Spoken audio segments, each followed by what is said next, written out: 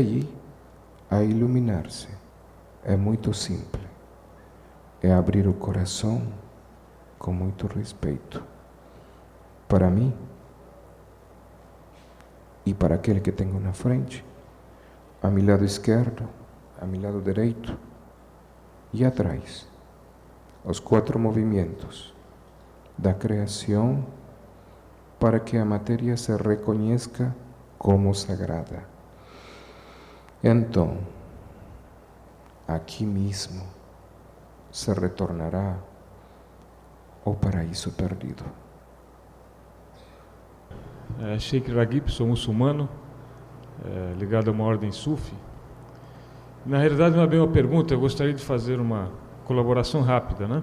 Porque eu fiquei bastante impressionado com a colocação do senhor da Sociedade Teosófica, com o senhor da cultura maia, e eu gostaria de contribuir com algumas ideias, porque acho que não é conhecido, né, que na tradição islâmica, na mística islâmica, e baseado na tradição do profeta Muhammad sallallahu alaihi wasallam, existe uma ideia muito próxima do que foi colocado na criação do universo.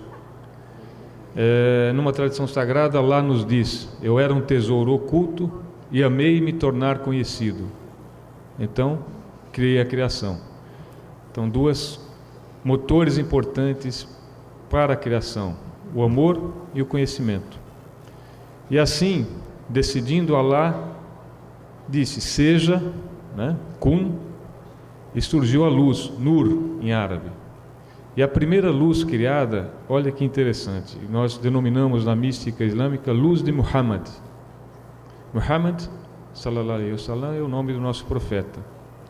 Então a primeira criação foi uma luz, que nós podemos, até alguns filósofos islâmicos entendem a luz de Muhammad não como o Muhammad histórico, sallallahu alaihi wasallam, mas talvez como uma mente absoluta. Então, da luz de Muhammad derivou toda a criação, a partir de 3 aspectos da luz de Muhammad. O primeiro aspecto é que ela vem de uma existência anterior, que a precede. Então, dessa existência deriva um aspecto da criação. Um outro aspecto é que ela tem uma força motivadora, né? E é uma potencialidade que contém todas as potencialidades. Dessa potencialidade que contém todas as potencialidades surgiu a alma. Dessa força existente que a antecede, que é Allah, dessa potencialidade que contém todas as potencialidades, é o mundo da matéria com as suas infinitas formas, né? E dessa força motivadora que a precede, que é Allah, surgiu o mundo das almas. E aí vem a alma mineral, a alma vegetal, a alma animal, a alma humana e a alma angelical. E do aspecto mente absoluta veio a mente relativa, que se divide na mente inferior, que é a mente da racionalidade, que lida com as coisas desse mundo, e a mente superior, que chamamos de coração, que lida com as coisas da realidade divina. Então, quando foi citado uma luz que antecede a tudo e que criou, né, que em diversas tradições, nós vemos mais uma vez representada também na tradição islâmica a essência da verdade da criação do universo e da presença de Allah. E como cooperação também, na religião islâmica, a dúvida e a discussão são fundamentais, porque a racionalidade é fundamental também para o muçulmano, que é a instância da mente inferior, né, que deve ser usada. E a dúvida é incentivada, e foi assim que o Islã construiu uma grande civilização. Mas há coisas que não se duvida, por exemplo, princípios. Como exemplo, um deles é a existência de Deus, único.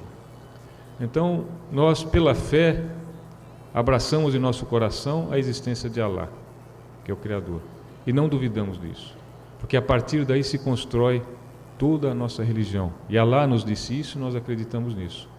Agora, quanto à forma e os meios de se viver a religião, aí há dúvidas. E a discussão é válida. Foi daí que surgiu uma jurisprudência islâmica. E em diferentes épocas se dão diferentes soluções, mas os princípios são eternos. Então, eu queria colaborar como me sentindo afim, né, sintonizado com as ideias que foram colocadas. Muito obrigado. Muito obrigado ao nosso Sheikh Pois não. Meu nome é Gonzaga Vale, sou de Fortaleza. A minha pergunta é para o Ricardo Lidemann, da Sociedade Teosófica. Ele falou, fez uma exposição, colocou um jardim onde todas as flores representavam as religiões. E a minha pergunta é o seguinte: se uma força superior colocar todas as religiões, filosofias e o conhecimento científico em um caleidoscópio, você teria uma ideia de nos dizer qual seria esse resultado? Com certeza, a sabedoria. Mas eu creio que seja importante lembrar que a multiplicidade, ela tem uma grande importância. Eu vou pegar um pequeno exemplo de uma das tradições que, se eu não me engano, se encontra associada ao sufismo, que é o Enneagrama, trazido por Gurdjieff, e mais especificamente da tradição cristã, os 7 pecados capitais têm uma correlação com aqueles 9 temperamentos, e a tradição judaico-cristã maometana, ela tem uma linhagem chamada das religiões bíblicas, que tem mais pontos de semelhança entre si, e particularmente o sufismo é o lado esotérico do islamismo, como foi bem lembrado, assim como havia, particularmente num cristianismo primitivo, gnóstico, de Alexandria e Palestina, pelo menos até o século V, uma tradição neoplatônica reencarnacionista dentro do próprio cristianismo, que na época, em 553, no Concílio Constantinopla II, em que o próprio Papa Vigílio não compareceu, foi abolida por decreto do imperador Justiniano, que o convocara ao concílio, por isso mesmo que o Papa não foi, porque ele sabia que a carta era marcada, né? Se existisse só a sociedade teosófica, seria uma pobreza, porque o tipo de pessoa que gosta desse tipo de investigação geralmente não será aplicado a todas as características humanas.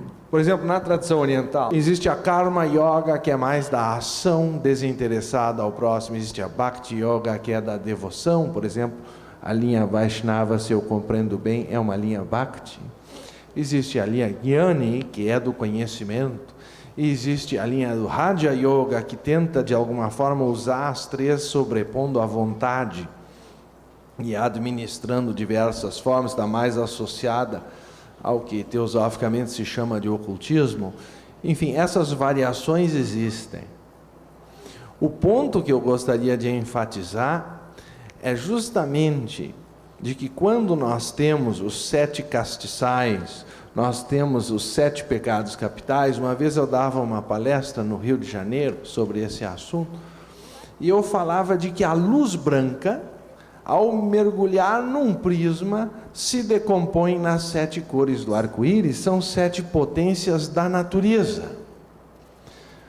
E a razão de ser das cores justamente surge da decomposição de uma unidade, e nós caracterizamos em 7 comprimentos de onda.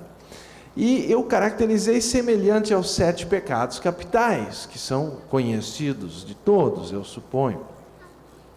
E de repente aquela senhora perguntou, porque eu falava da importância de retornar à luz branca original, à unidade perdida, o que o Pierre Weil chama neurose do paraíso perdido. E então